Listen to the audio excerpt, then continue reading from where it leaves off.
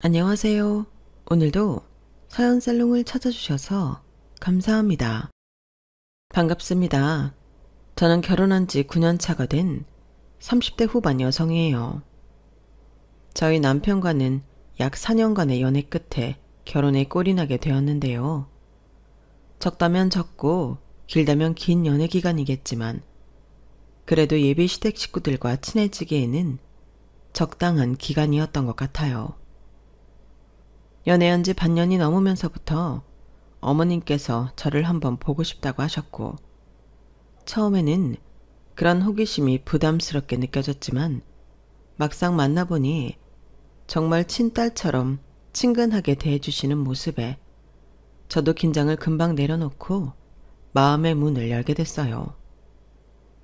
결혼 전까지 혼자 사는 저를 위해 틈틈이 반찬이나 김치 등을 보내주셨고, 저도 감사한 마음에 매년 명절이나 생신 때마다 고기 등의 선물을 보내드렸죠. 남편에게는 2살 아래의 남동생과 무려 9살 차이가 나는 여동생이 있었는데 동생들과도 금방 안면을 텄어요. 제가 연애하던 당시 여동생은 무려 갓 고등학교에 입학한 여고생이었어요.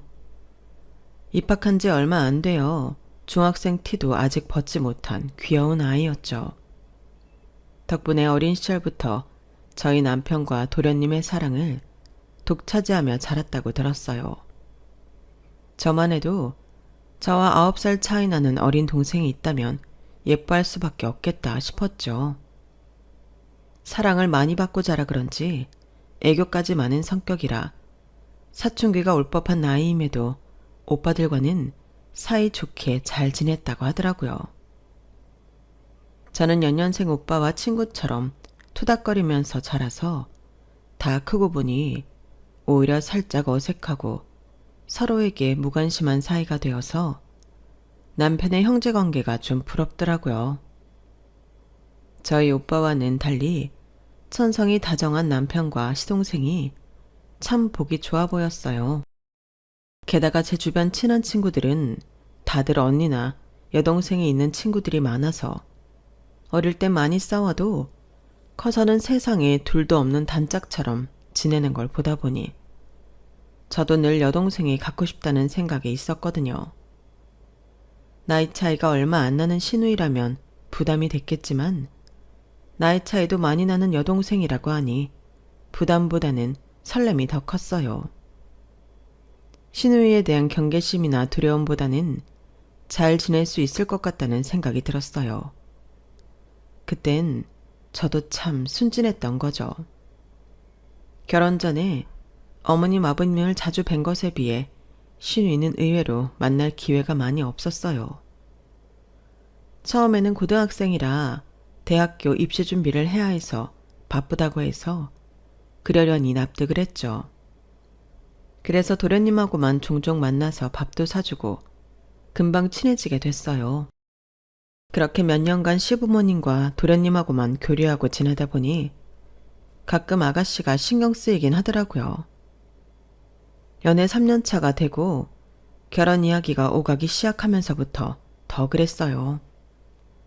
익숙해지려고 도련님과는 호칭도 먼저 정리해둔 상태였거든요.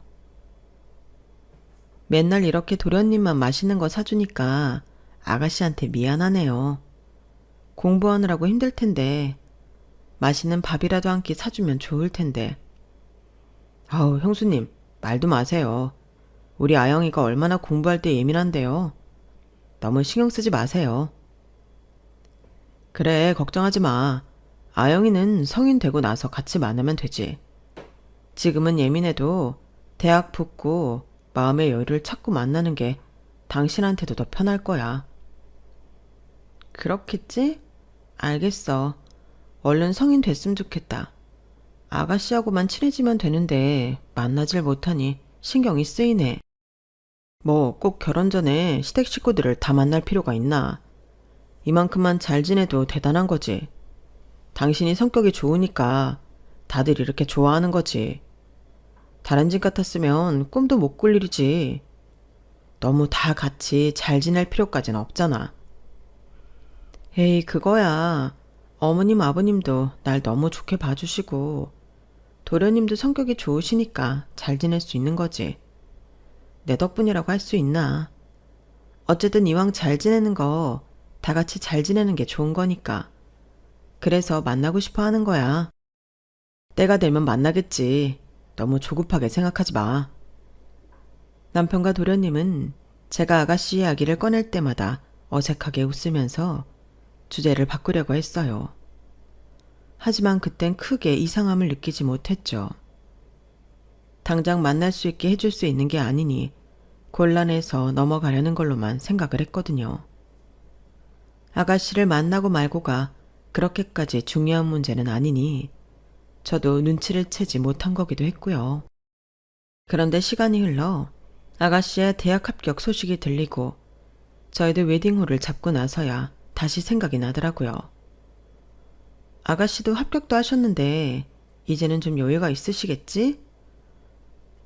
왜 그렇게 애를 못 만나서 안달이야. 그게 아니라 우리 홀도 잡았고 아가씨도 성인이니까 이제는 좀 시간이 날 거 아냐. 새내기라서 대학생활 적응하느라 바쁠 텐데 우리 만나서 놀아줄 시간이 있겠어? 그냥 상견례 때 만나도 늦지 않잖아. 그래도 얼른 친해지면 좋잖아. 옛날부터 내가 궁금해했던 거 알면서. 당신이랑 도련님이 그렇게 예뻐하는 동생인데 나도 잘 지내고 싶어서 그렇지. 내가 옛날부터 여동생 갖고 싶어 했던 것도 알면서. 내가 아가씨랑 친하게 지내고 싶어 하는 게 잘못된 거야? 아니, 잘못된 건 아니지만 그렇게 꼭 결혼 전에 인사를 해야 되는 건 아니니까. 알겠어. 한번 얘기나 꺼내볼게. 그런데 너무 기대하지는 마. 우리가 너무 예뻐해서 당신이 약간 환상을 가지고 있는 것 같은데 그렇게 귀염성 있는 애는 아니야. 뭐 어떻길래. 나 또 많이 가리고 예민해.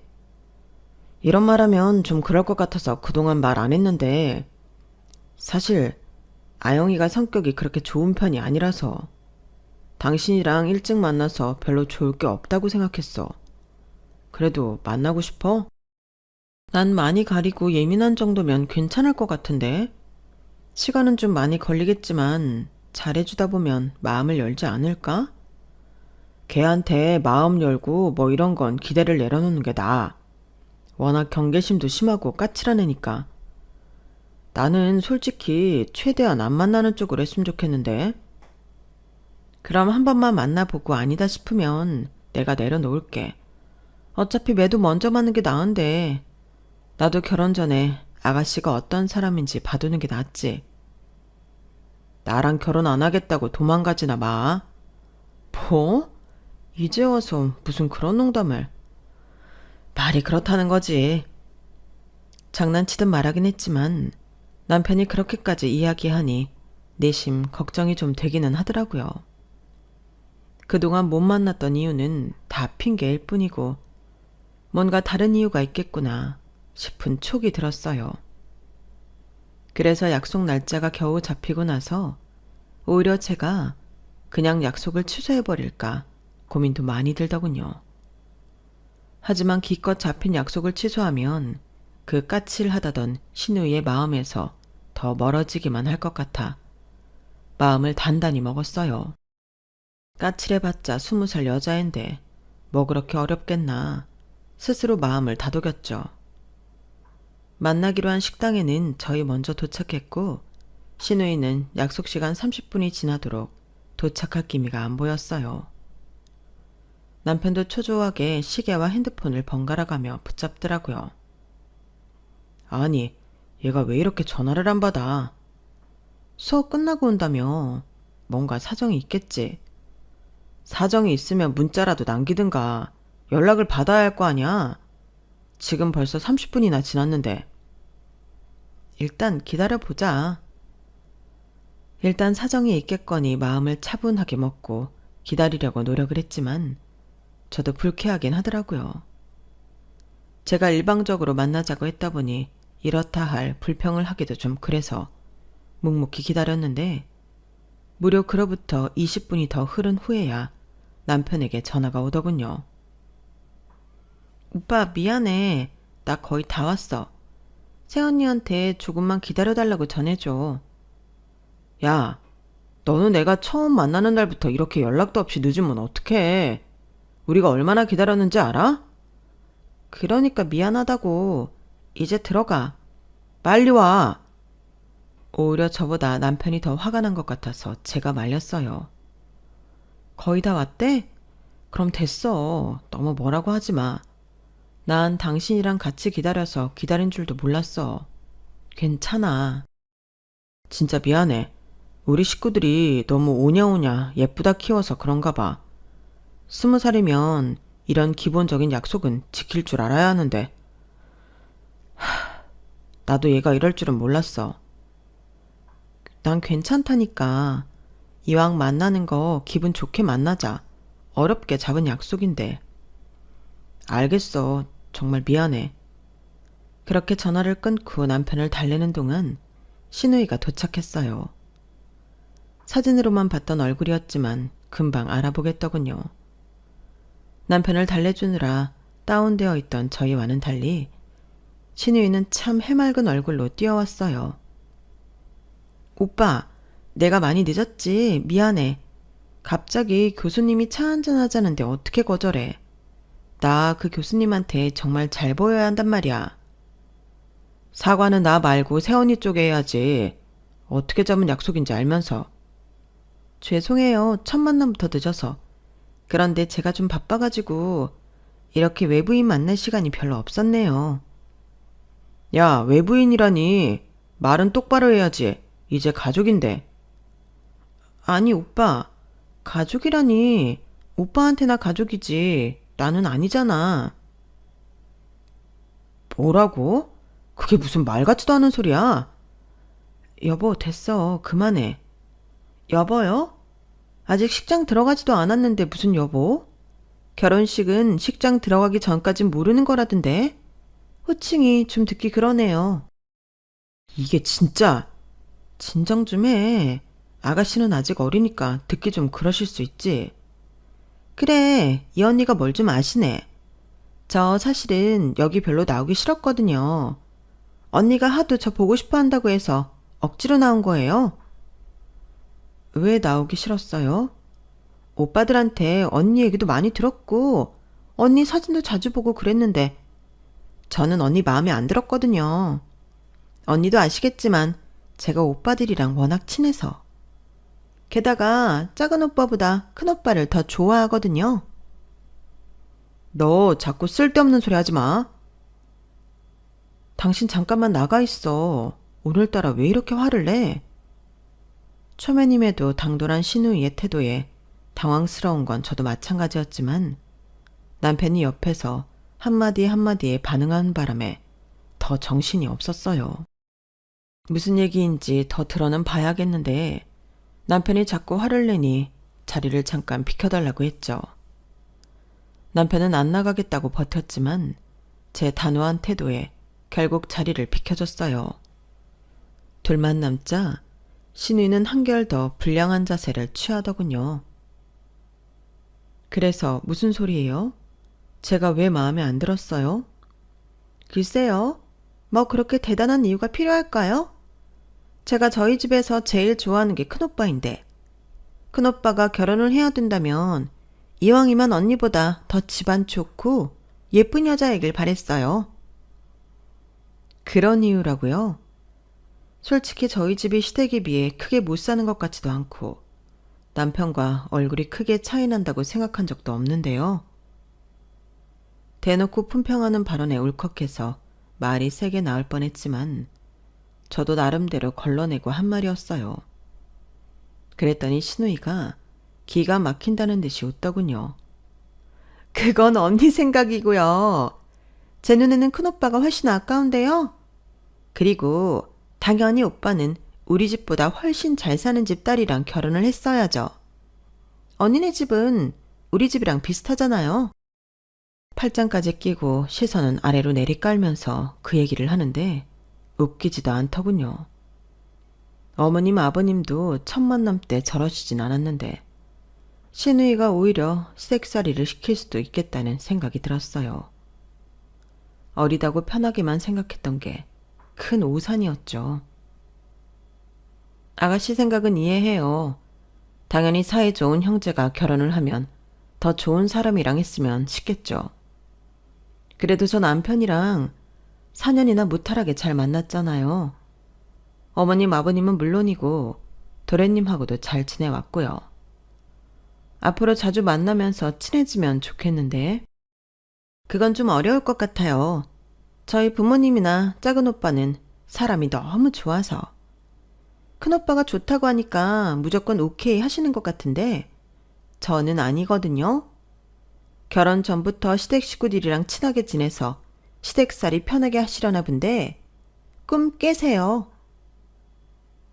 제가 왜 그렇게까지 마음에 안 드는데요? 그냥요. 말했잖아요. 큰오빠라면 충분히 더 괜찮은 여자 만날 수 있을 것 같아서요. 도대체 괜찮은 여자라는 기준은 모르겠지만 하나만큼은 제대로 알겠더라고요. 왜 그렇게 남편과 도련님이 아가씨와 제 만남을 미루고 미뤄왔는지를요. 예민하고 까칠하다고 하길래 적당한 수준을 생각했는데 상상 이상이었어요. 구체적인 이유도 없이 계속 남편이 아깝다고 하는데 거기다 더 대화할 의지는 사라지더라고요. 아쉽게 됐네요. 더 괜찮은 여자를 만날 수 있다고 한들 결혼은 저랑 하기로 되어 있으니까. 아가씨가 이 부분은 좀 받아들여 주셔야 할 것 같아요. 내가 왜요? 나는 절대 언니를 제 새언니로 인정할 수 없는데요. 시골리고 나면 인정하든 안 하든 새언니라고 불러야 할 텐데요. 세상에 그렇게 떼쓴다고 다 해결될 나이는 지났잖아요, 아가씨. 불필요하게 감정싸움 하지 말고 받아들일 건 받아들이는 게 서로에게 좋은 방향인 것 같아요. 그게 왜 서로한테 좋은 방향이에요? 언니한테나 좋은 방향이겠죠. 그럼 내가 세상에서 제일 아끼는 우리 큰오빠를 아무 여자한테나 보내놓고도 나보고 마음 좋게 굴라는 거예요? 가족끼리 등지고 살 거 아니면 사이가 나빠서 좋을 건 없으니까요. 무슨 말도 안 되는 소리예요. 제가 큰오빠랑 등을 왜 져요? 설마 이거 협박이에요? 협박이라기보단 아가씨 하기에 달렸죠. 저는 아가씨랑 친하게 지내고 싶었을 뿐인데 아가씨는 절 잘 알지도 못하면서 경계만 하잖아요. 딱 봐도 난 언니가 이렇게 나올 사람인 거 알았어요. 역시 내 촉이 맞네. 우리 큰오빠는 언니한테 주기엔 너무 아까운 사람이거든요. 우리 부모님도 그렇고요. 언니가 무슨 수작을 부려도 저는 안 넘어가요. 그러니까 이 결혼 엎으세요. 내가 왜 그래야 하는데요?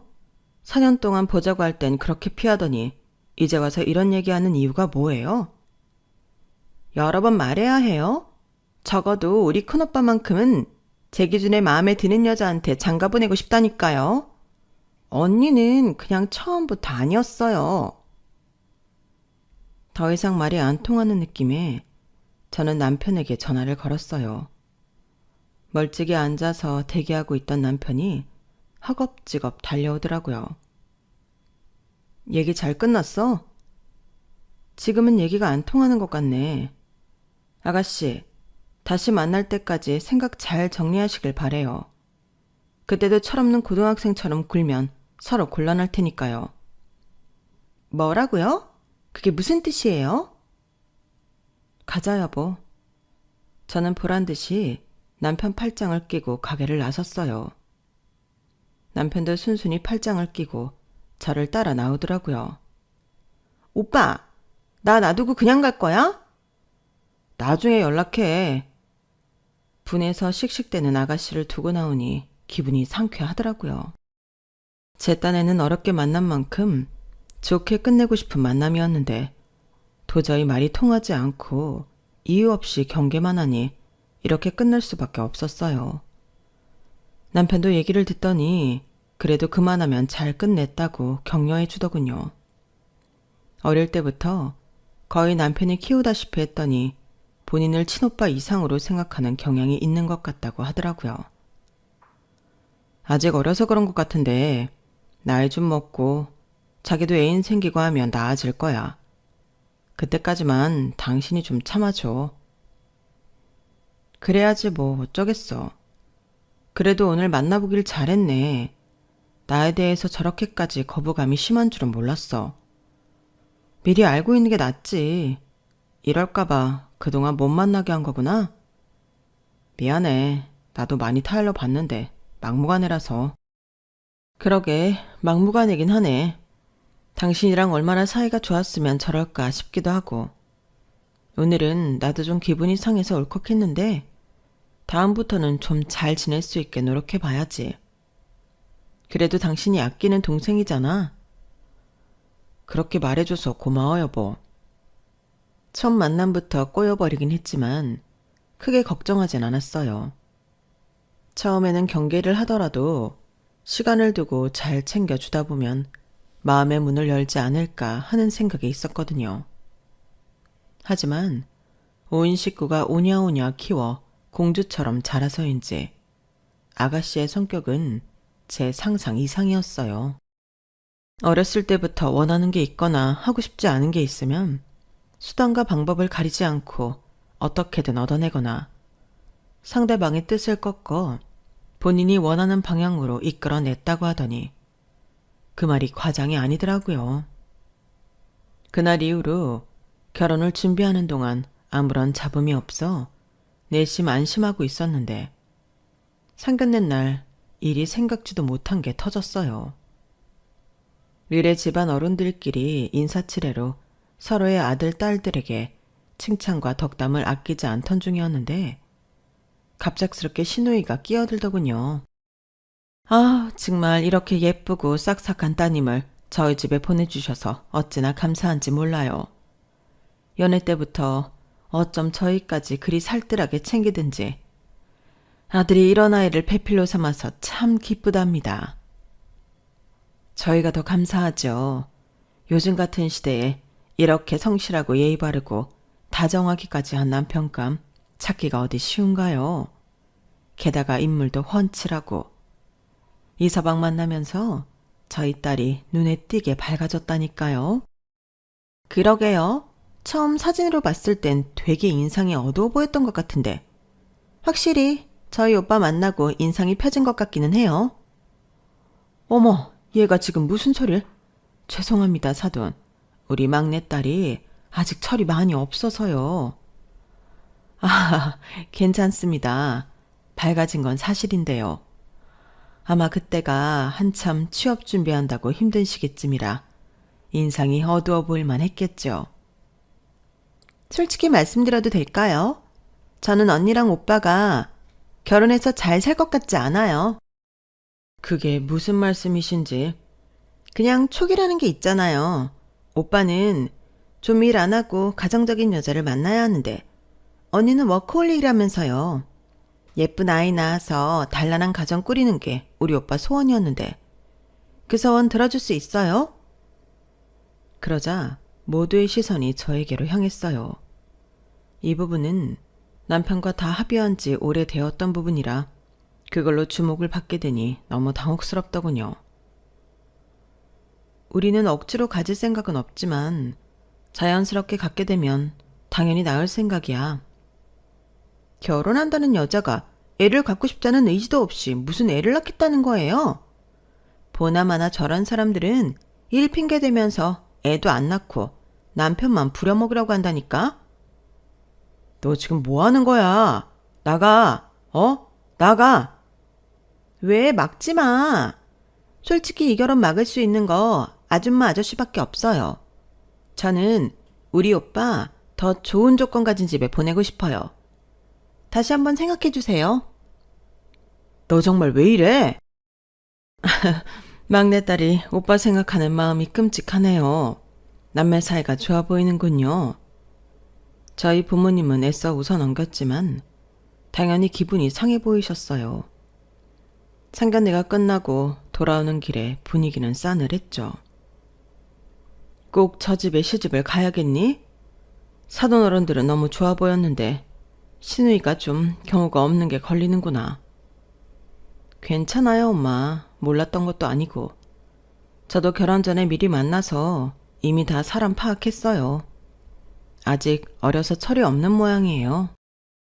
아무리 어리다고 해도 성인인데 할 말 못할 말 분간은 하면서 해야지. 나이도 한참 어린애가 말하는 꼴을 보니 보나마나 시집가면 상당히 괴롭힐 것 같은데 윗사람한테 시집살이 당하는 것도 아니고 아랫사람한테 당할 생각을 하니 엄마 아빠는 가슴이 미어진다. 걱정 마세요. 저도 당하고만 사는 성격 아니잖아요. 시누이 저래도 시부모님은 정말 다시 못 만날 정도로 좋은 분들이고 도련님도 성격 좋으세요. 시누이가 집안의 유일한 흠인데 유일한 흠만 보고 놓치기엔 남편도 시댁 식구들도 참 아까운 분들이라서요. 부모님께서는 시누이의 인품에 많이 놀라셨는지 떨떠름해 하셨지만 그래도 시부모님들께서 좋은 분들인 건 똑같이 느끼셨는지 그 뒤로는 별 말씀을 하지 않으셨어요. 저를 믿어주시기로 한 것 같았어요. 참 감사하고 죄송하더라고요. 남편 말에 의하면 그날 시누이는 시부모님께 크게 야단을 맞았다고 하더군요. 두 분께서 그렇게 크게 화를 내신 적이 없는데 그렇게까지 화를 내는 건 남편도 도련님도 처음 봐서 정말 놀랐다고 했어요. 잘못을 했으니 혼이 나야 하는 건 맞지만 한편으로는 이 일로 또 내게 앙심을 품겠구나 싶어 마음이 편치만은 않더라고요. 보통 저런 성격은 본인 잘못은 모르고 상대만 탓할 게 뻔하니까요.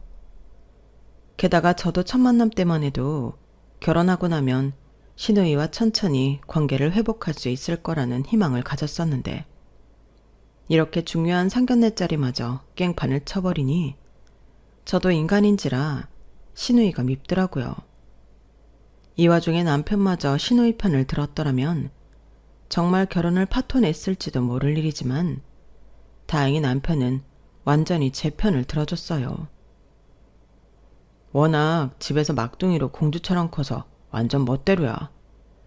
정말 미안해. 다신 이런 일 없게 할게. 당신이 잘못한 것도 아닌데 뭘. 괜찮아. 다행히 그 사건은 남편이 저희 집에 부모님께 사과를 드리러 방문함으로써 잘 마무리가 되었어요. 그렇게 우여곡절 끝에 무사히 결혼까지 골인을 했죠. 결혼식 때 시누이는 신부 대기실에 들어오지도 않더라고요. 마지막 가족 사진 찍을 때에야 겨우 얼굴을 비췄어요. 그것도 아주 못마땅한 얼굴로요. 보자마자 저도 기분이 확 상했지만 좋은 날인지라 그날만큼은 기분 망치고 싶지 않아서 시누이를 못 본 척 투명인간처럼 대했어요. 다행히 결혼날은 워낙 사람 대할 일이 많다 보니 시누이의 똥 씹은 표정 같은 건 금방 잊혀졌죠. 어쨌든 결혼을 한 후에는 시누이가 저를 대놓고 경계를 하고 꼽을 줄 때도 있었지만 그럭저럭 잘 참아 넘겼어요. 시부모님이나 도련님도 제 편을 빠르게 들어줬고 저도 일하는 사람인지라 귀한 휴일을 싸우면서 보내고 싶지 않아서 기분 상할 만한 말들은 못 들은 척 하면서 넘어갔죠. 그렇게 시누이와 어색하고 불편한 사이로 지낸 지 4년쯤 되던 날이었어요. 아직 20대 중반밖에 안 된 시누이가 갑자기 결혼을 하겠다며 웬 남자를 데리고 온 거예요. 그런데 남자가 시누이와 9살 차이가 나는 저희 남편이랑 동갑이었어요. 시댁에서는 당연히 난리가 났죠. 결혼하려면 한참 남은 나이에 30대가 훌쩍 넘는 남자를 만나겠다고 하니 집안이 뒤집힐 만도 했어요. 시댁에서는 무려 몇 달 동안 시누이의 결혼을 반대했지만 막내딸의 고집을 끝내 꺾지는 못했어요. 결국 어떤 남자인지나 보자 해서 집에 데리고 왔었는데 나이만이 문제가 아니더군요. 직업도 불분명한 데다 모아놓은 돈도 전혀 없어서 집은커녕 결혼식 비용조차 마련할 수 있을지 의문이었어요. 방문 후 집안 분위기가 더 안 좋아지자 결국은 자존심 다 굽힌 건지 저한테까지 도움을 요청하더라고요. 새언니가 한번 얘기 좀 잘해주세요. 엄마 아빠도 오빠들도 언니 얘기면 잘 듣잖아요. 네? 새언니가 나서서 설득 한번 해주세요. 아가씨, 저도 명분이 있어야 설득을 해드리죠. 아가씨는 아직 나이도 어리고 굳이 벌써 결혼할 이유 없어요. 나이가 많은 만큼 미래에 대한 준비도 되어 있는 남자였다며 모를까. 경제적 기반 하나 없이 곱게 키운 아가씨를 데리고 가겠다는데 어떻게 좋아하시겠어요. 그래도 같은 여자니까 제 맘 아실 거 아니에요. 한 번만 도와주시면 제가 절대 은혜 안 잊을게요. 네? 아가씨는 제가 이 집에 들어오는 거 반대했으면서 저한테는 아가씨가 좋아하는 사람이랑 결혼할 수 있게 도와달라는 거예요? 그땐 진짜 제가 아무것도 몰랐어요. 죄송해요. 결혼을 반대하는 게 이렇게 슬픈 일인지 몰랐어요. 갓 20살 된 애가 뭘 알겠어요. 그땐 저희 오빠가 너무 아까워 보여서 그랬는데 사람이 그렇게 조건으로 비교질하면서 할 수 있는 게 아니란 걸 알았어요. 그 와중에 하는 말도 비교질 같아서 은근히 기분이 상했지만 그동안 콧대 높여 저를 깔보고 무시하던 신우이가 이렇게 눈물 콧물 흘려가며 부탁을 하는 모습을 보니 참 한심하기도 하고 안쓰럽기도 하더라고요. 객관적으로는 누가 봐도 나이가 훨씬 어린 신우이가 한참 아까운 게 맞았지만 솔직한 제 심정으로는 그리 아깝지도 않았어요. 결혼하고 나서 봐온 신우이 성품상 어디 가서 좋은 남자 만나기도 힘들어 보였고 개인적으로 끼리끼리라는 말을 믿었거든요. 본인이 저런 남자 만날 수준밖에 못 되니 만나는 거라 여겨져서 전 별로 아가씨가 아깝지 않았어요. 그래서 그냥 이걸 기회로 삼기로 했죠. 지금 이럴 때 아가씨를 도와주는 척하고 아가씨와 표면적인 관계라도 회복해 두고 싶었거든요. 그래서 시부모님과 아가씨가 싸울 때 시부모님께 미움받지 않을 선을 아슬아슬하게 타가면서 은근하게 아가씨 편을 들어줬어요. 그리고 아가씨가 부모님과 크게 싸우고 우울해하는 날은 남모르게 위로도 조언도 많이 해줬죠. 그랬더니 의지가 됐는지 제 말을 잘 듣는 척하기 시작하더라고요.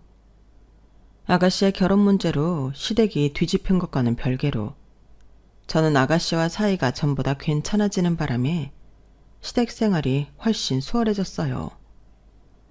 사소한 걸로 사사건건 시비를 걸고 비아냥대는 신우이는 사라지고 고분고분 제 말을 따르는 신우이를 보니 예전에 그 신우이는 전생에서 본 사람인 건가 싶을 정도더라고요. 몇 번의 싸움 끝에 결국 신우이는 그 남자와의 결혼을 꼴이나는데 성공했어요. 오랜 싸움에 지친 시부모님께서 결국 백기를 드셨거든요. 대신 그 남자와 결혼하면 아무런 지원도 해줄 수 없다는 게 조건이었어요. 당연한 거지만 둘 다 이렇다 할 경제적 기반이 없어서인지 결혼 준비를 하며 이런저런 경제적 어려움에 부딪히는 듯 하더군요. 도대체 그 남자의 어디가 좋길래 저런 어려움까지 감수하나 신기해하고 있는데 하루는 남편이 그러더라고요. 여보, 우리 용인에 투룸 오피스텔 있잖아. 그거 동생 결혼하면 거기서 잠깐 신혼집 차리게 해줄까 하는데 혹시 어떻게 생각해? 뭐? 그걸 왜? 거기 새가 얼마나 잘 나오는지 당신도 알면서. 그치. 그렇긴 한데 아무리 방법을 찾아도 두 사람 힘으로는 서울은커녕 수도권 쪽 집도 제대로 된 집을 얻기가 힘든 모양이야. 나도 이런 부탁하기 정말 힘든데 한 번만 부탁할게. 처음에는 단칼에 거절했어요. 주변에 큰 회사가 있어 직장인들에게 인기가 있는 집이라서 새가 빠져도 금방 다시 들어오는 효자 같은 오피스텔이었거든요. 하지만 남편의 간절한 부탁에 결국 두 손 두 발 들었죠. 제가 같이 발로 뛰면서 알아본 집이긴 하지만 그 집을 매매하는 데는 남편 지분이 더 컸거든요. 그래서 너무 딱 잘라 거절은 못하겠더라고요. 그럼 딱 2년 만이야. 그 이상은 안 돼. 우리도 너무 손해보면서 도와줄 필요는 없잖아. 결혼하면 알아서 해야지. 알겠어. 나도 당연히 돈 모으는 기간 동안만 도와주려고 했어. 이해해줘서 정말 고마워. 여보, 아영이도 고마워할 거야. 딱히 신우이한테 감사를 바라고 한 일은 아니었어요. 남편이 워낙 저에게 잘하니 남편의 부탁을 들어주고 싶은 마음이 있었던 것 뿐이죠. 그래도 사람이 양심이라는 게 있으니 본인이 원하는 남자와 결혼하는 것도 나름대로 응원해주고 저희 집까지 빌려줬는데 신우이는 오히려 결혼하고 나서는 다시 기세등등해지더라고요. 결혼이라는 목표를 잃었기 때문인지 식을 올리자마자 다시 저를 못마땅하게 대하기 시작했어요. 제가 하는 말에 사근사근하게 대답할 때는 언제고 예전처럼 들은 척도 안 하는 태도를 보이니 슬슬 열이 받더라고요. 한번 제게 우호적인 태도를 보이고 난 후에 그러니 솔직히 그 전에 저를 무시할 때보다 더 기분이 나빴어요.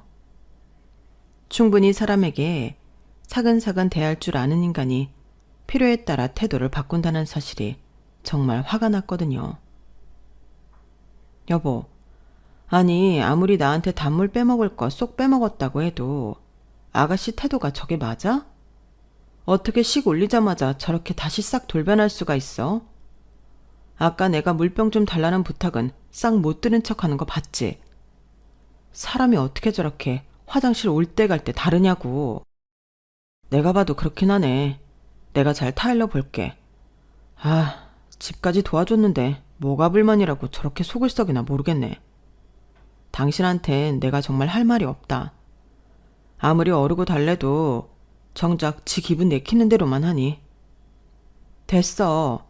잘못한 게 당신도 아는데 왜 당신이 또 사과를 해. 어디까지 하나 두고 봐야지.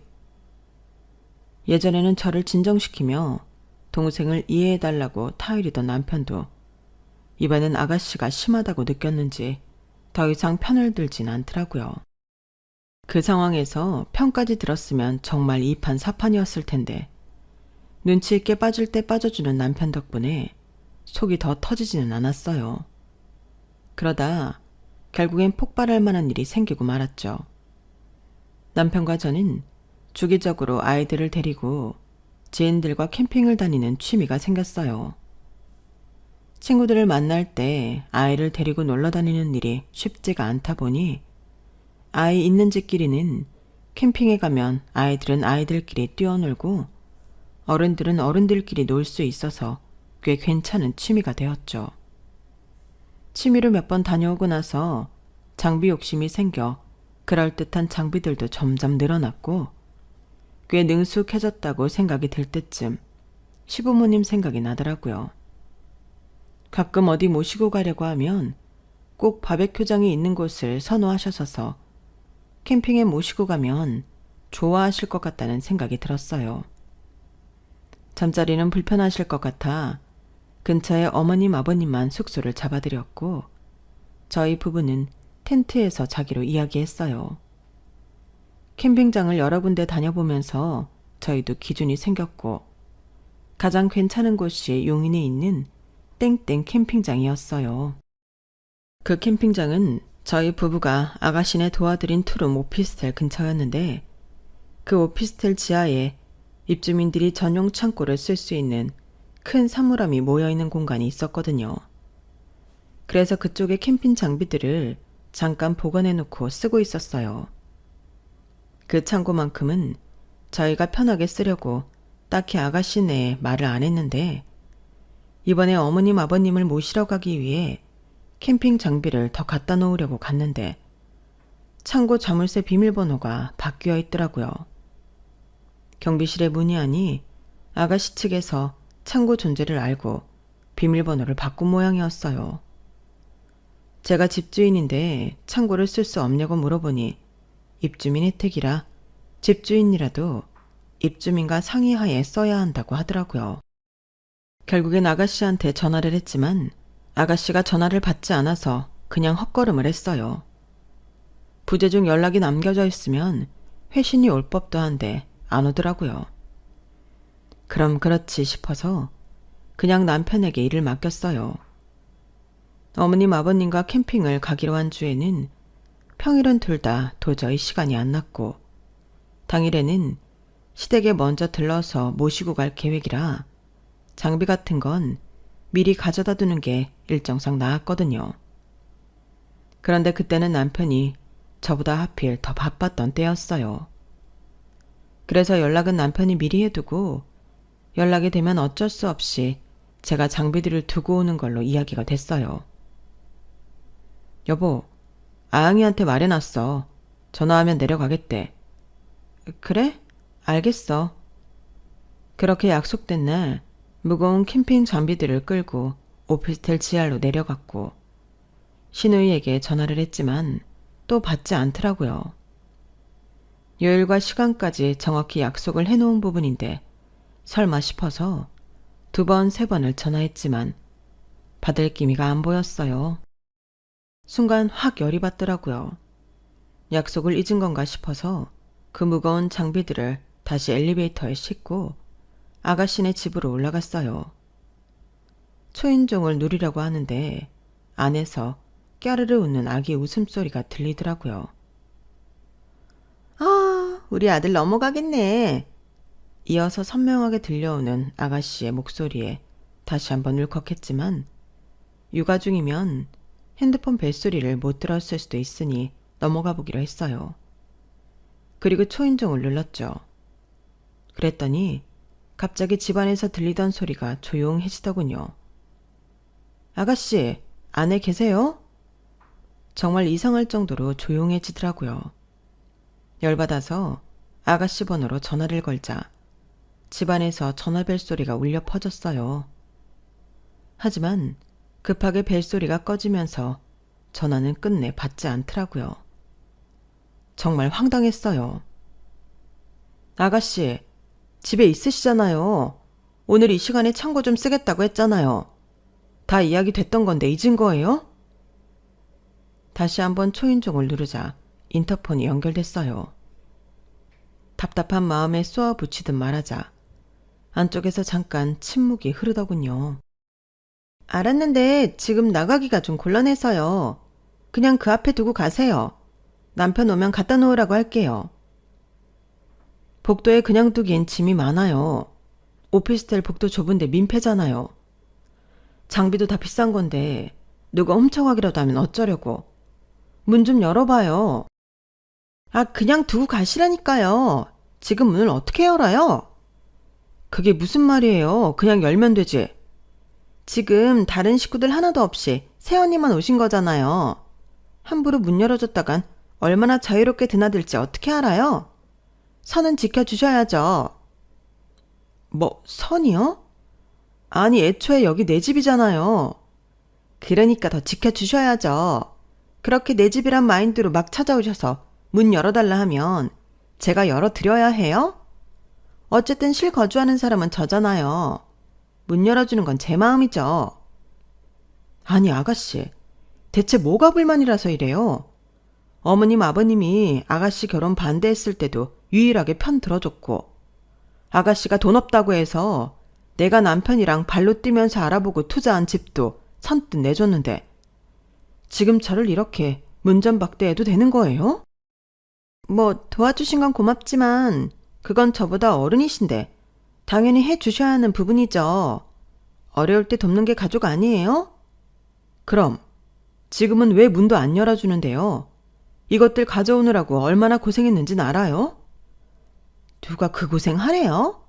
캠핑장은 또 왜 이 근처로 잡으셔가지고 은근슬쩍 집 잘 쓰고 있나 확인하려고 핑계대는 건 아니고요?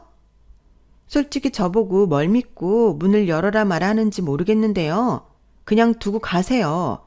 문제 없잖아요. 내가 확인을 하긴 뭘 해요. 그냥 집안에 물건 좀 넣어두고 가려는 것뿐인데 그게 싫으면 같이 내려와서 자물쇠 열어주면 되잖아요. 아, 싫다니까요. 사적으로 새언니랑 얼굴 마주하기 싫다고요. 꼭 말을 직접적으로 해야 알아들으세요? 기가 막혀. 뭐라고요? 처음부터 내가 언니 싫다고 했죠? 어쩌다 우리 순진한 큰오빠를 꼬셔서는. 지금도 봐요. 내가 싫다는데 계속 문을 열어라 말하고 있잖아요. 여긴 우리 가족 공간이지 외부인이 들어올 공간이 아니에요.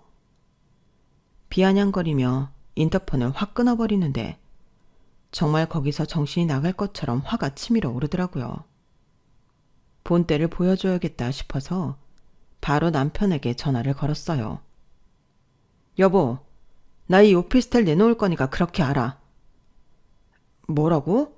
여보, 갑자기 그게 무슨 소리야? 말이 인연이지. 우리 계약상으로는 1년밖에 계약 안 해놓은 거 알지? 벌써 기간 다 끝나가. 나는 아가씨한테 더 지원해줄 마음 없어.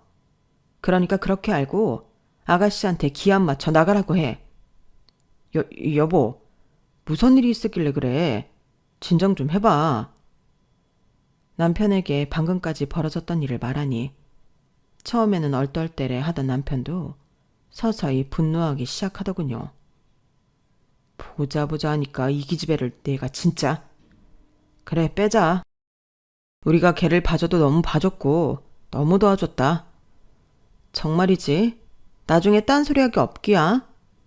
나도 걔가 이 정도일 줄은 몰랐어. 우리 집에서 너무 오냐오냐하며 키웠더니 애가 끝을 모르고 덤비네. 이제 결혼도 하네. 엄마인데 세상 쓴맛도 배워야지. 초겨울에 밖에서 낑낑대며 캠핑 짐을 들고 헛걸음을 2번이나 하고 문전박대까지 당한 저를 본 남편은 그야말로 눈이 뒤집혔어요. 신우이는 그렇게 화를 내는 남편의 모습을 처음 보고는 어쩔 줄 몰라 하더라고요. 전혀 감도 못 잡고 애교로 때우려다가 역효과가 나는 바람에 울고불고 매달리며 한 번만 봐달라는 통화가 계속 오더라고요. 나중에는 저한테까지 오길래 아가씨가 했던 것처럼 저도 전화를 받지 않았어요. 남편은 꽤 마음을 강하게 먹은 모양인지 정말로 집을 내놨고 어쩔 수 없이 아가씨는 이사를 가게 됐어요. 형편이 형편인지라 반지하로 이사를 간 모양이더라고요. 그 뒤로 아가씨는 시댁에서 마주칠 때마다 눈웃음을 살살 쳐가면서 저한테 붙더라고요. 새언니, 언니가 오빠한테 말 좀 잘해주세요. 그날 일은 제가 정말 잘못했어요. 저 정말 그 집 살다가 원룸 반지하에 사니까 숨 막혀 죽을 것 같아요. 우리 애기도 너무 불쌍하고요. 그러게 아가씨, 남들이 그렇게 말리는 결혼은 안 하는 게 맞죠. 아가씨가 좋아서 한 결혼인데 왜 제가 아가씨를 안쓰러워해야 해요? 아기도 낳고 지금이 제일 행복해야 할 시기잖아요. 원래 신혼집은 넓혀가는 맛이 있는 거예요. 부부끼리 의지하며 잘 살아보세요. 비웃음을 섞어 딱 잘라선 긋자 그 뒤로는 자존심이 꽤 상했는지 저에게 다시는 애원하지 않더라고요. 여전히 속으로는 제 욕을 엄청 하면서 살고 있겠지만 앞으로는 혹시나 콩고물이 떨어지지 않을까 싶은 건지 살살거리는데 참 웃기더라고요. 그런 수법도 한두 번 당하지 절대 3번은 안 먹힐 거란 걸 알아야 할 텐데 말이에요. 어쨌든 아가씨가 그랬던 것처럼 저도 아가씨 마음을 이용해 볼 생각이에요. 협조적으로 나오면 다시 그 집에 들어가 살 수 있게 해줄 것처럼 계속 희망 고문이나 하려고요. 그러다 보면 나중에 깨닫겠죠. 본인이 하던 짓이 사람한테 해서는 안 될 못된 짓이었다는 걸요. 그러게 도와주는 사람이 있을 때 감사함을 알고 마음의 문을 열었더라면 얼마나 좋았을까요? 머리가 안 좋으면 몸이 고생한다더니 아가씨가 딱 그 꼴인 것 같네요. 제 이야기는 여기까지입니다. 들어주신 분들의 하루하루가 항상 행복했으면 좋겠습니다. 감사합니다. 여러분, 사연 댓글에 응원과 현명한 조언 부탁드려요. 좋아요와 구독은 저에게 큰 힘이 됩니다. 오늘도 좋은 일 가득하세요.